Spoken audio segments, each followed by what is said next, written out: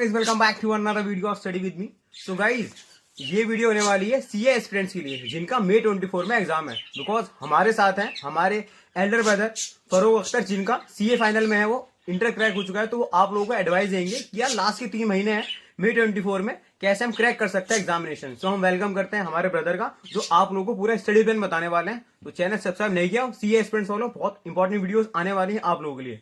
तो चलते हैं हम अपने ब्रदर के पास।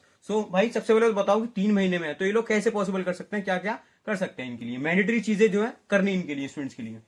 हेलो गाइस, सबसे पहले मैं आपको बताना चाहूँगा 3 महीने में मैं अज्यूम करके चल रहा हूँ कि आपने अपना 90% सिलेबस कंप्लीट कर लिया होगा। तो अब 3 महीने में क्या कर सकते हैं? सबसे पहले जो आईसीआई ने आपको मैंडेटरी चीज़ दी है वो कंप्लीट करिए।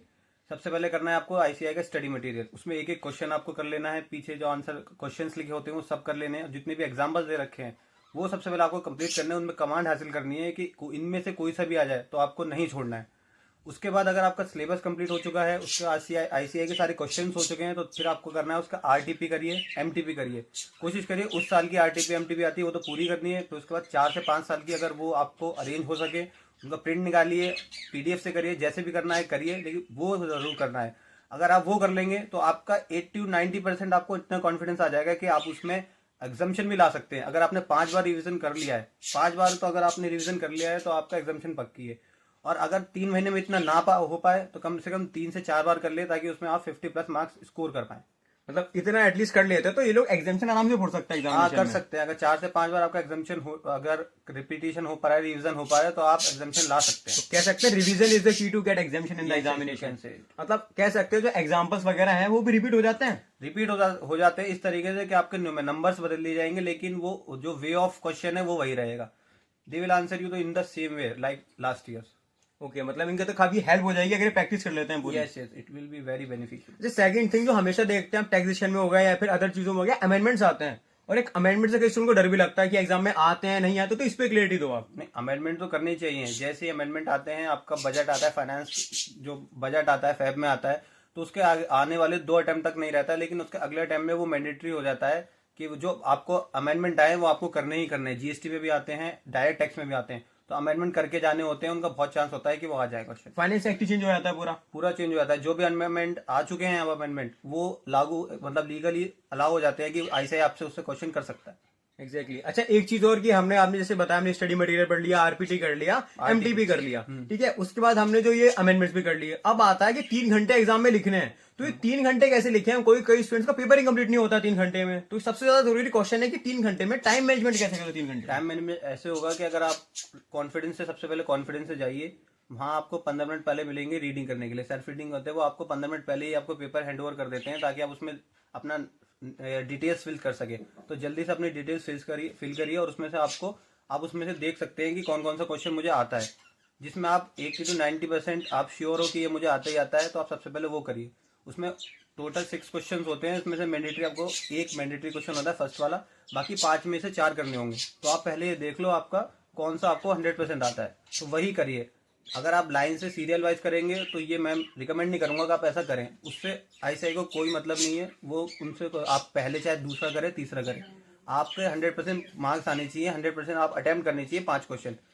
इसलिए आप क्या करें, जो आपको पहले आता है वो करिए। फिर आपको लगता है मुझे 40-80% 60% आता है, तो आप बाद में करिए, लेकिन करके जरूर आए सारे क्वेश्चन। अच्छा, इससे भी फर्क पड़ता है जो हमारा चेकर है, जो हमारी कॉपी चेक कर रहा है, कि अगर हम बेस्ट आंसर पहले देते हैं तो कुछ इंप्रेशन पड़ता है, हम कह सकते हैं कुछ फायदा आता है बेस्ट आंसर पहले प्रेजेंट करने से? बिल्कुल पड़ता है। अगर देखिए, अगर आपने 3 क्वेश्चन पहले कर दिया, वो आपको बेस्ट आते थे, आपने प्रेजेंटेशन अच्छी लिखी है, आपने बिल्कुल अंडरलाइन सही से कर रखा है, आंसर टू द क्वेश्चन सही से करा है, तो आप उसका जो चेकर होता है उसका एक माइंड सेट हो जाता है कि हाँ भाई इसको आता है, ये प्रेजेंट अच्छा कर रहा है। बाकी अगर आपके 2 क्वेश्चन ऐसे होंगे जिसमें आपका अच्छी तरीके से नहीं आ पाया, तो वो उसको यही लगेगा आप टाइम की वजह से अच्छा प्रेजेंट नहीं कर पाए, आपको आता था। तो उसका माइंड सेट हो जाता है कि हाँ भाई ये इसकी गलती नहीं है कि अगर ये इसको पूरा नहीं आ पाया, टाइम मैनेजमेंट की वजह से हुआ है कि नहीं कर पाया, टाइम कम मिला इसको, इस वजह से वो आपको बहुत ईजी मार्किंग देता है, ज्यादा हार्ड नहीं करेगा आप पे। एग्जैक्टली। तो ये सही बात है आपको क्लियर करने का, 3 घंटे में टाइम मैनेजमेंट इस तरीके से कर सकते हैं।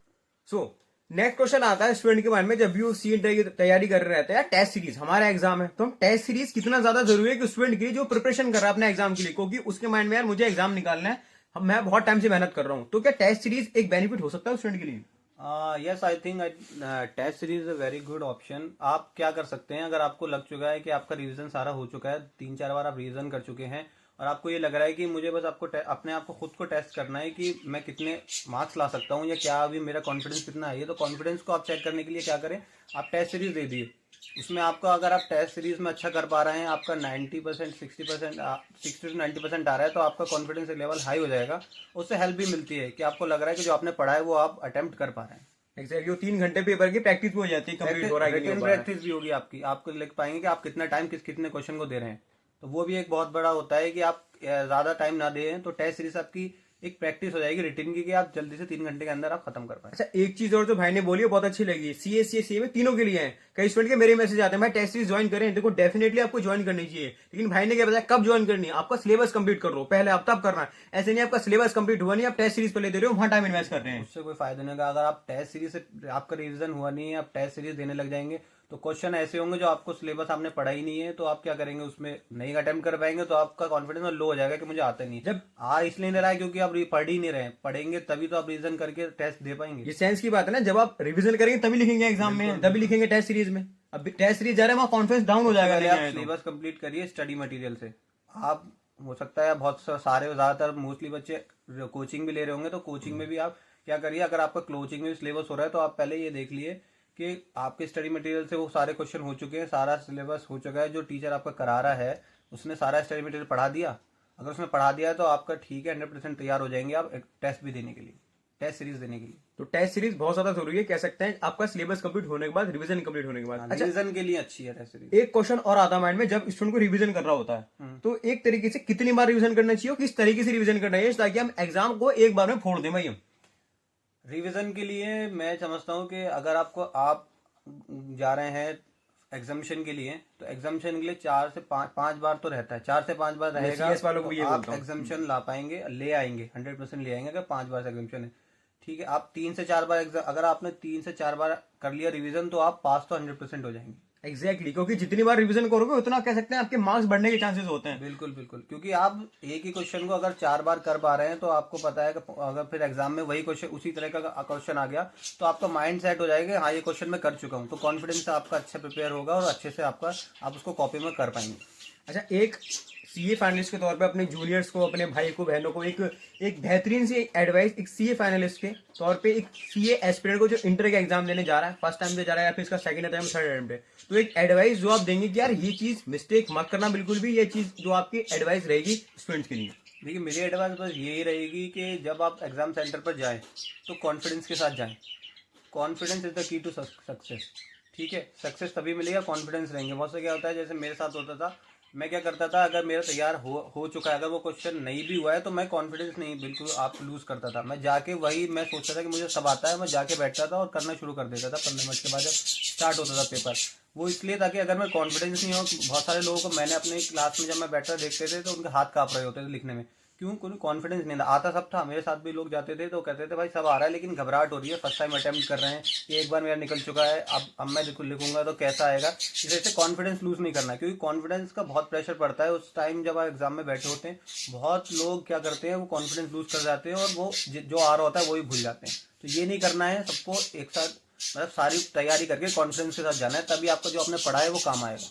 अच्छा, एक क्वेश्चन और था, लास्ट क्वेश्चन आपसे, कि कई स्टूडेंट ऐसे करते हैं, बहुत जो ईमानदारी के साथ पढ़ रहे हैं, मेहनत के साथ पढ़ रहे हैं, लेकिन इतना बड़ा सिलेबस आता है, हमें पता है सीएस कभी, सीए कभी, सीएमए कभी, तो कभी कभी ऐसा रहता है, सपोज 20 चैप्टर है तो हम 18 चैप्टर कर रहे हैं, लेकिन स्टूडेंट 18 चैप्टर करने के बाद भी 2 चैप्टर फोकस कर रहा है, यार 2 चैप्टर नहीं हुए मेरे, वो एक तरीके से कॉन्फिडेंस नहीं क्रिएट कर पाता माइंड के अंदर कि मैं 2 चैप्टर छोड़ के जा रहा हूँ, तो एक डर है उसके माइंड में, तो इतना कंप्लीट होने के बाद भी वो उस पर दूसरी चीज पे फोकस कर रहा है। तो आप क्या कहना है इस पे? मेरा ये कहना है कि अगर आप पे टाइम नहीं है और आप 20 में से 18 चैप्टर आपने कंप्लीट कर लिए हैं, तो कोई घबराने की बात नहीं है, कोई दिक्कत की बात नहीं है। अगर आप 18 कर पा रहे हैं तो आपका ही समझ लिए 90% से ऊपर तो आपने कर ही लिया है। अगर वो 2% छूट रहा है तो कोई बात नहीं। अगर आप सोच रहे हैं उन 2 चैप्टर में से क्वेश्चन आ जाएगा, आ भी गया, तो आप पे एक क्वेश्चन की चॉइस रहती है, तो हो सकता है वो उसमें आ जाए। तो जो बाकी 18 चैप्टर करके गए हैं आप, उसमें से बाकी 4 क्वेश्चन आएंगे तो वो कर लो। आपका ये अच्छा रहेगा कि आपने अगर 18 क्वेश्चन चैप्टर करके आए, उसमें से 4 चैप्टर क्वेश्चन आ रहे हैं, तो आप अगर उसमें थोड़ा भी गलत कर रहे हो, लेकिन बाकी आपको उसमें से और 20 मार्क्स का क्वेश्चन है, अगर आप 18-19 मार्क्स का उसमें से कर लोगे सही, जो आपको आता है, तो वो अच्छी बात है, ना कि उसमें जो आपने नहीं करा उसको अटेम्प्ट करोगे, उसमें तो आपको बिल्कुल नहीं आएगा तो आप सारे गलत करके आओगे, क्योंकि स्टेप मार्किंग भी हो जाती है। जो इन्विजिलेटर जो चेक कर होता है वो स्टेप मार्किंग आपको देता है, आपने ज़्यादातर क्वेश्चन सही किया है तो नंबर दे देगा। एग्जैक्टली। सो गाइज ये था पूरा वीडियो अपने सीए एस्पिरेंट के लिए और कुछ एडवाइस सीए में तीनों वालों के लिए जो एप्लीकेबल रहती है। सो गाइज अगर आप सीए एस्पिरेंट हो, नवंबर के लिए या फिर मई के लिए प्रिपरेशन स्टार्ट कर रहे हो या अपने जर्नी में हो, तो प्लीज सब्सक्राइब कर दो चैनल को, बिकॉज ऐसे ही इन्फॉर्मेटिव वीडियोस आती रहती है चैनल पे। मिलते हैं नेक्स्ट वीडियो में, मस्त तरीके से पढ़ते रहो, गजब तरीके से पढ़ते रहो। All the best for the examination for June as well as for May, because CA वाले भी हैं, सीएस वाले भी हैं। All the best for the examination. Tata bye, see you letter.